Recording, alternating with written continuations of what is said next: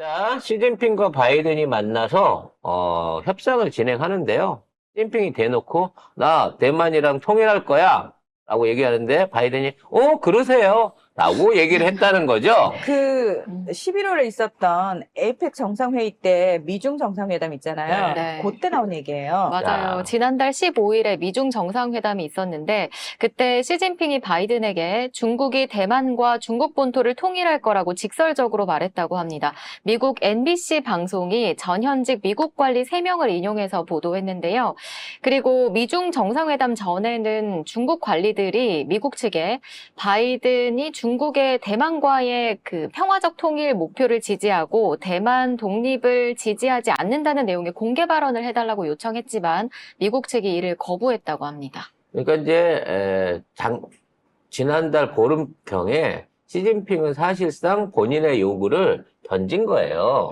그럼 이걸 들어줘야 니네 뭐 공급망 확대를 해주든 니네 채권을 좀 사주든 내가 움직일 수 있겠는데라고 조건을 던진 건데 그 당시에는 이걸 안 받았다는 거죠. 공식적으로 미국 측이. 근데 이게 뉴스에 나온다는 얘기는 뭘까요? 이제는 받겠다는 그렇죠. 거예요. 오케이다. 오케이가 다 됐고 이제 다 끝났다. 따라서 사실상 대만에 굳이 전쟁할 필요도 없이 네. 이 평화적인 정권 교체를 통해 가지고 친중 정권이 대만에서 생겨나고 그로 인해서 자발적으로 이 대만에 있는 주민들이 주민 투표를 통해 가지고 우리 국민 투표하듯이 그냥 중국이랑 합치자라고 하는 요런 방향으로 갈 것이라는 예상이 나오고 있습니다. 그래서 내년에 있을 새로운 대만 총통 선거에 전 세계 이목이 집중되고 있는데 자, 지난달까지만 하더라도 민진당 기존에 차이잉원 총통이 있었던 민진당이 유리하다라고 하는 얘기가 나왔었는데 그 분위기가 갑자기 바뀌었다 그래요.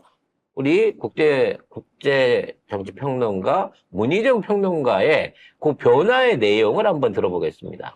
아니 그 민진당에서 지금 2인자인 라이칭더가 여론조사에서도 압도적으로 1위였어요. 네. 1위고 뭐 이변이 없는 한 그 사람이 다시 총통이 될 분위기였는데 민진당이 그대로 예, 이어가던. 왜냐하면 근데 이제 친중 쪽의 국민당이라든지 야권 측에서는 단일화가 안 됐거든요. 그래서 그 단일화를 시도를 해봤는데 결국은 실패했어요.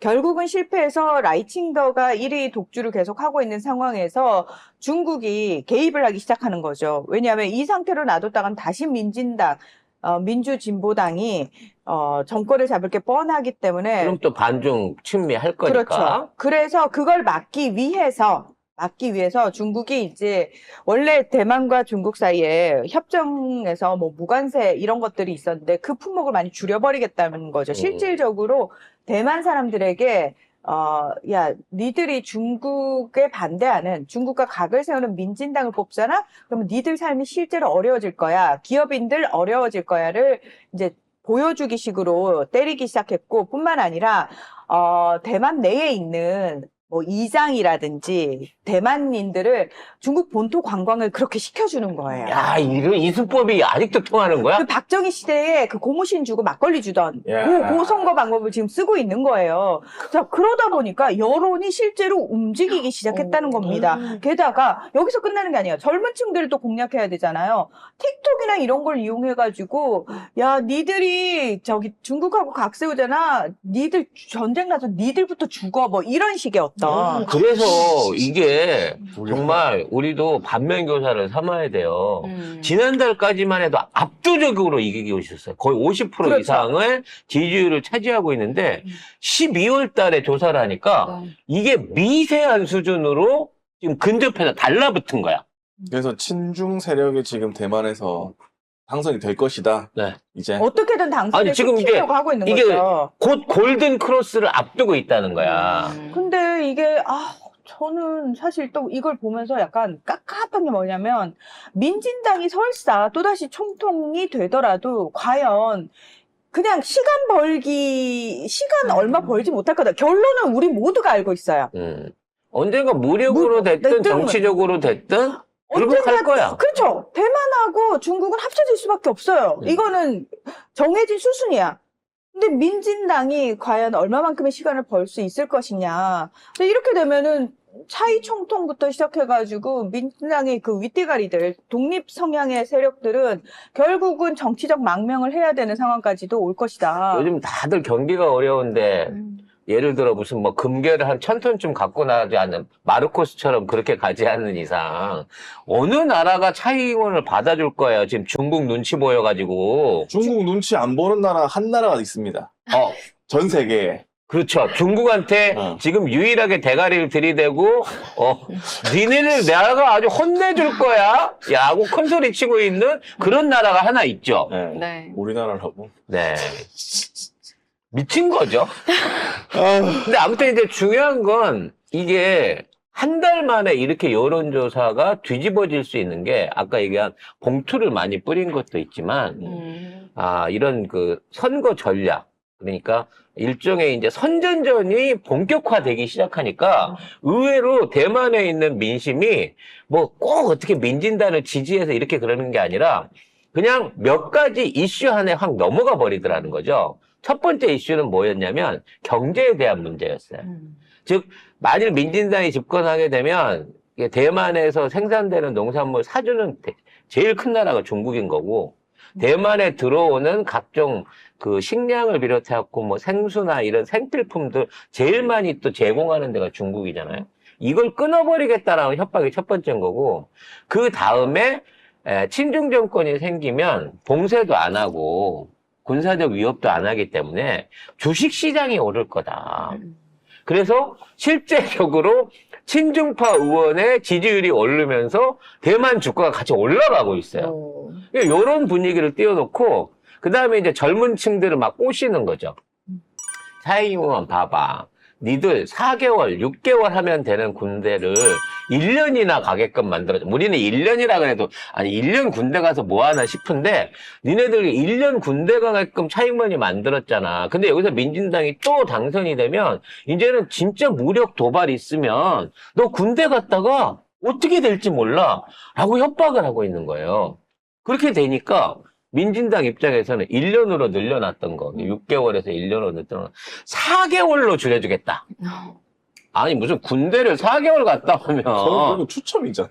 추첨이잖아. 아니, 어찌 됐거나 4개월만 하겠다라고 얘기를 하니까, 이럴 거면 이거 정책을 들었다 놨다 바꿨다가 뒤집었다 이지랄을 하냐 그러면서 젊은 층에 있는 표심이 전부 다 저쪽으로 옮겨가고 있다는 거죠. 뭐 그거는 뭐 그건데 제가 볼 때는 이 기사 그러니까 미국의 방송국이 아예 대놓고 시진핑하고 바이든 요 얘기를 깠다는 거는 들으라는 거지. 된다는 거잖아.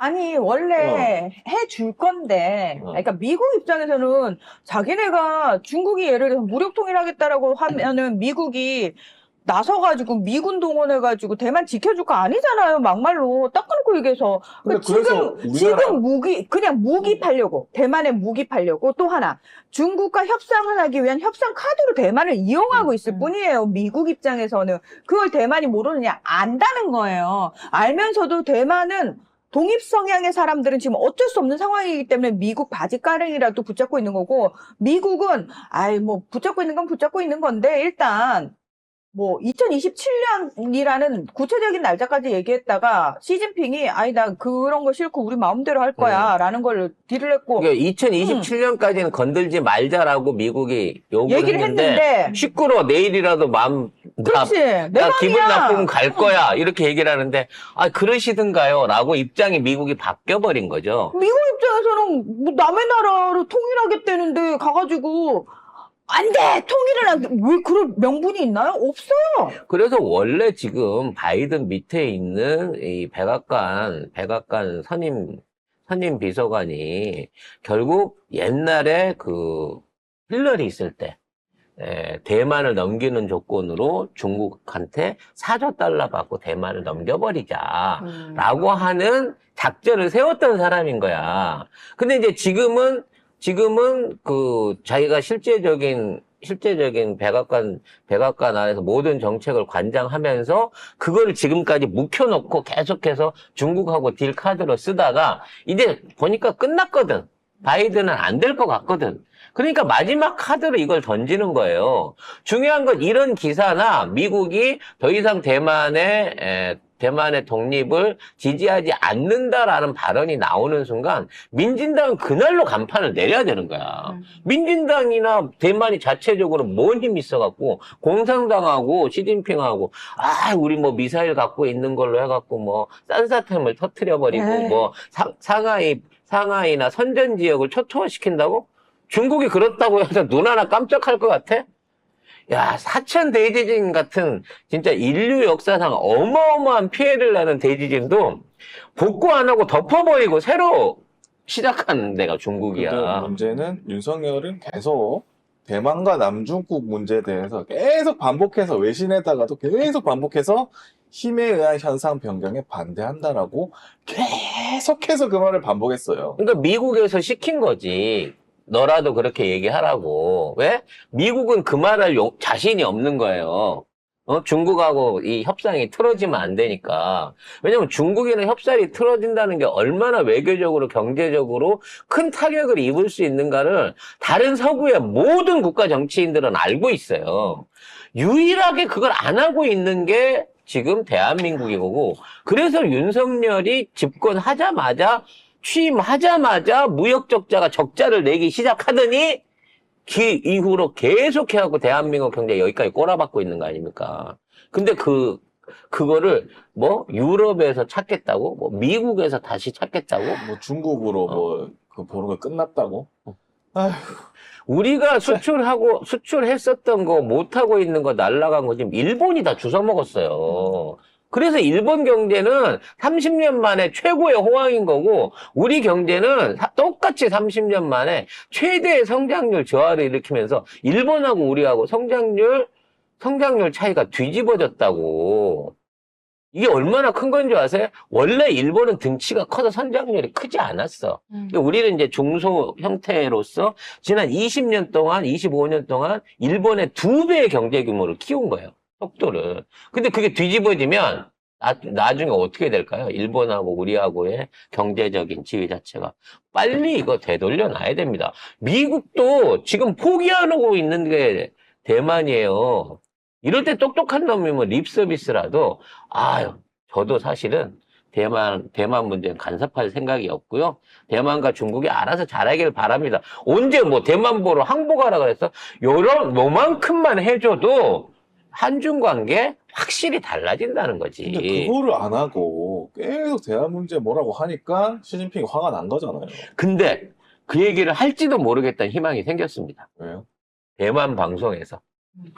김디오를 세계 해외 방송 중에 처음으로 공중파로 깠습니다.